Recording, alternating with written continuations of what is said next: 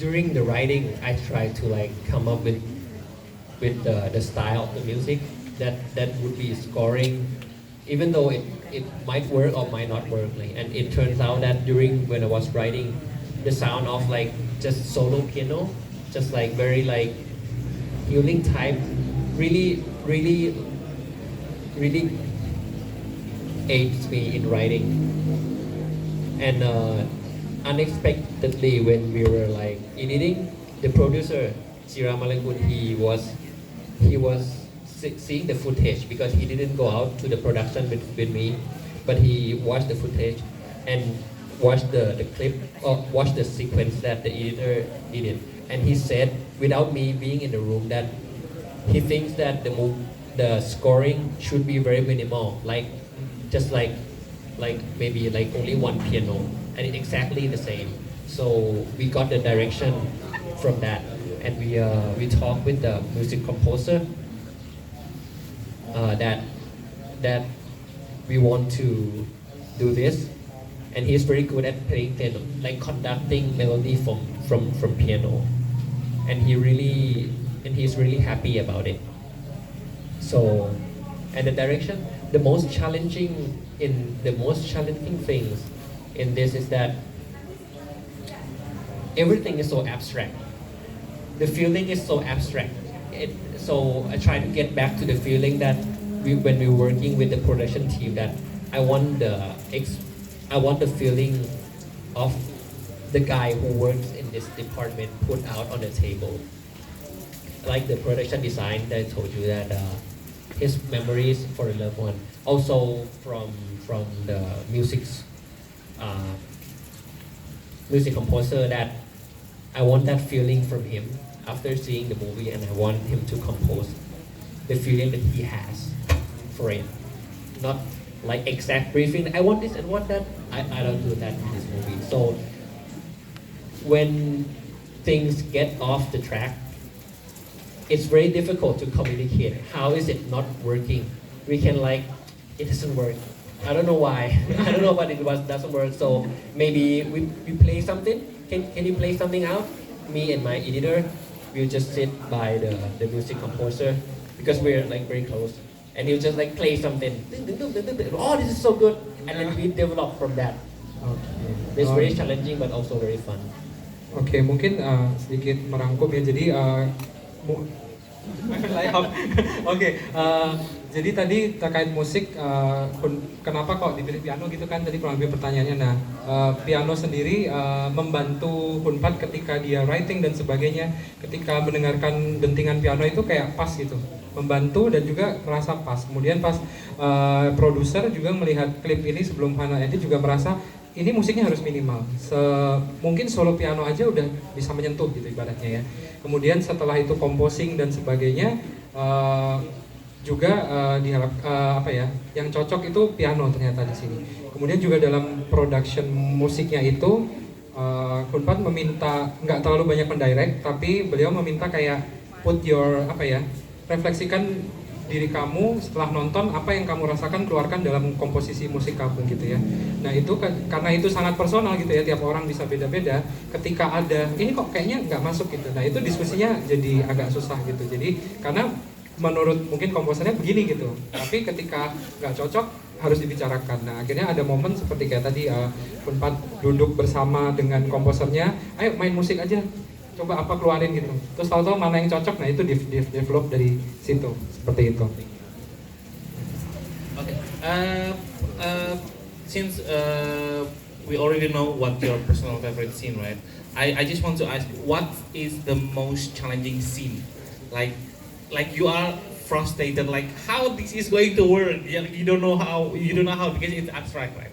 What your most challenging scene in this movie? Is the ending scene.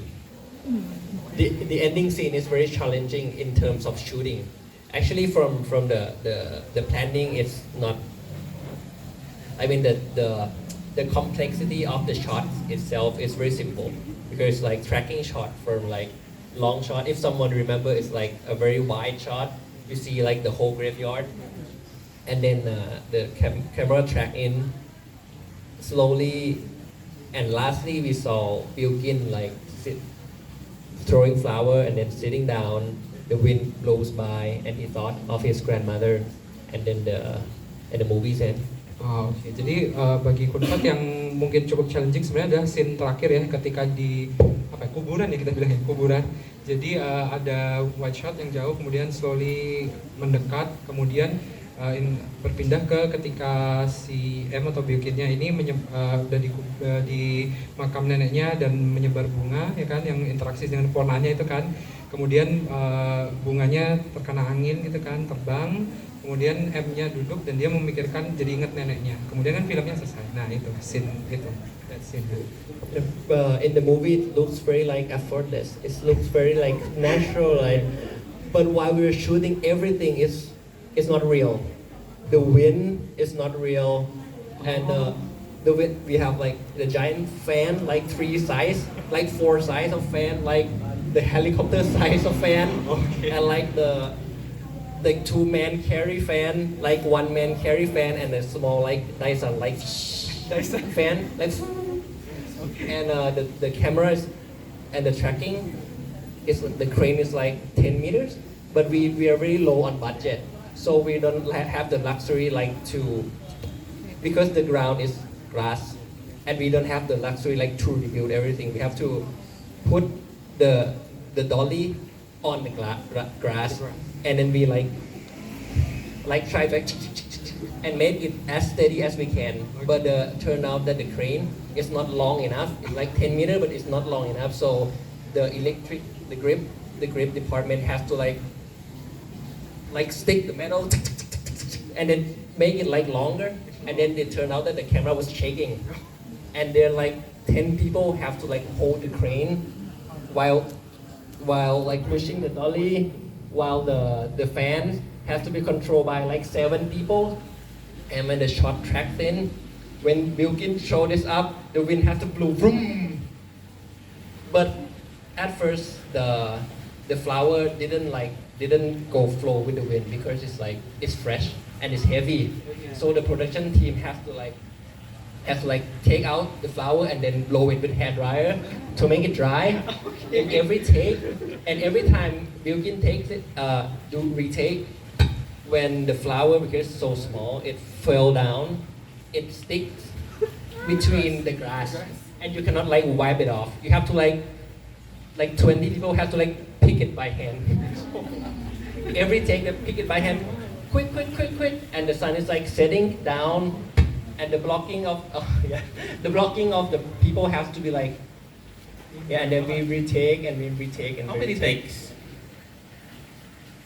How many takes? How many hours? Maybe like 13 takes. Only like 13 takes.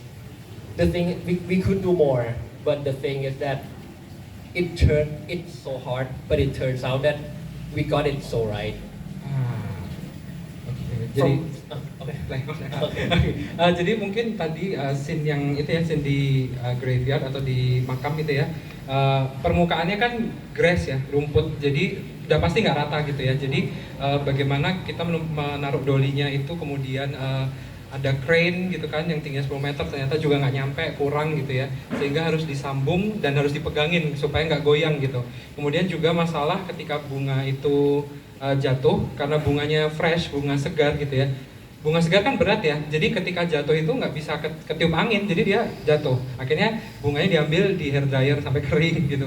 Nah tapi begitu kering juga ketika udah jatuh di rumput kan dia nyangkut di sela-sela rumput juga. Jadi in between scene dibungutin lagi bunganya gitu satu persatu gitu. Jadi di film itu terlihat kayak gampang, effortless, tapi behind the scene perlu banyak detail gitu ya. Mulai dari kipas juga tadi dimention, jadi bunga itu anginnya juga bukan angin betulan, angin-anginan gitu ya. Anginnya dari kipas yang besar gitu ya. Dan itu jadi ada scene ininya begitu bunga jatuh, kipasnya harus nyala gitu ya. Jadi banyak detail seperti itu. Do you have any?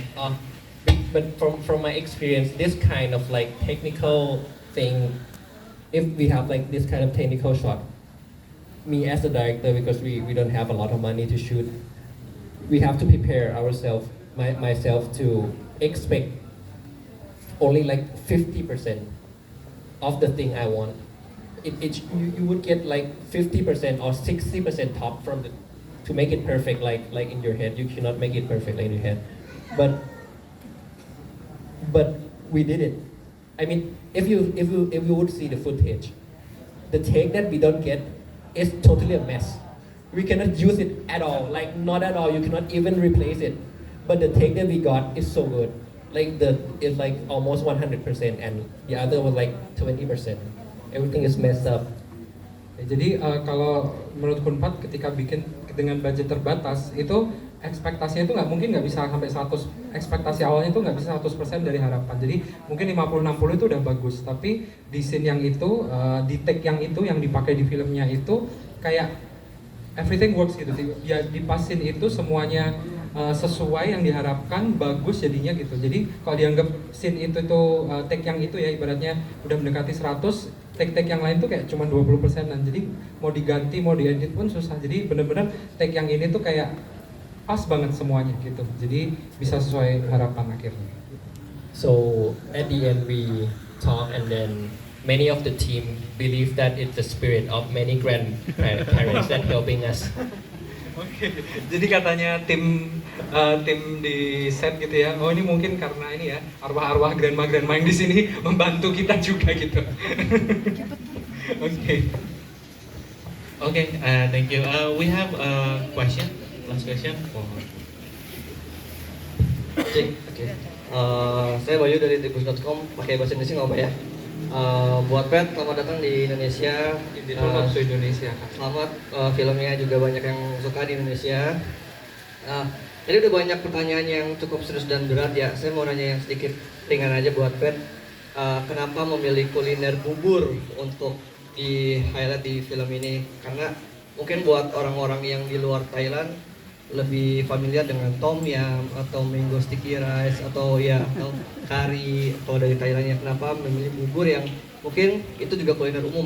Apa karena background Chinese Thai-nya atau mungkin Pet punya alasan tersendiri untuk bubur? Terus kemudian yang terakhir, bubur sendiri di Indonesia juga kita kenal ada dualisme ya Mas ya, ada diaduk dan tidak diaduk. Saya pengen tahu aja kira-kira Pet kalau mau makan bubur apakah dia diaduk atau tidak diaduk, gitu aja. Thank you. โอเคอันนี้เรื่องอาหารที่คนผัดเลือกในนั่งนี้ใช่ไหมครับคนที่ไม่ใช่คนไทยจะถ้าคิดถึงประเทศไทยก็เรียกจะถึงว่าส้มตำหรือว่าต้มยำอะไรอย่างเงี้ยครับแต่ว่าทำไมในเรื่องนี้คุณผัดเลือกโจ๊กใช่ไหมที่เป็นอาหารของที่อาม่าขายอันนี้เป็นเพราะว่าเขาเป็นคนจีนที่จีนไทยหรือว่าอันนี้เป็นมีเหตุผลส่วนตัวไหมครับแล้วก็ที่อินโดนีเซียเขามีอาหารที่ใกล้ๆกับโจ๊กเหมือนกันนะครับแต่ว่าที่อินโดจะมีคนสองแบบนะครับสองแบบนี้แบบถ้าเรากินเราจะผสมกันทุกอย่างหรือว่าเราจะกินแบบไม่ได้ผสมแต่ว่าอันนี้มีกับข้าวแบบหลายอย่างใช่ไหมครับแล้วก็เขาไม่ได้ผสมก็กินแบบอันนี้แล้วก็กินกับอันนี้อะไรอย่างเงี้ยครับจะผสมหรือว่าถ้าคนผัดเป็นของคนผัดเองก็จะผสมกันหรือว่าจะกินแบบไหนครับ ยังไงครับ Then sorry, a joke about the congee. The script writer, his grandmother really did sold congee for all the life. Jadi dari screenwriter-nya yang ada ide awal itu memang neneknya dia menjual bubur itu dari udah lama gitu sih neneknya. So that's what we are trying to keep in this story. Jadi itu salah satu hal yang mau di-keep di cerita ini. Dari inspirasi cerita awalnya itu tadi.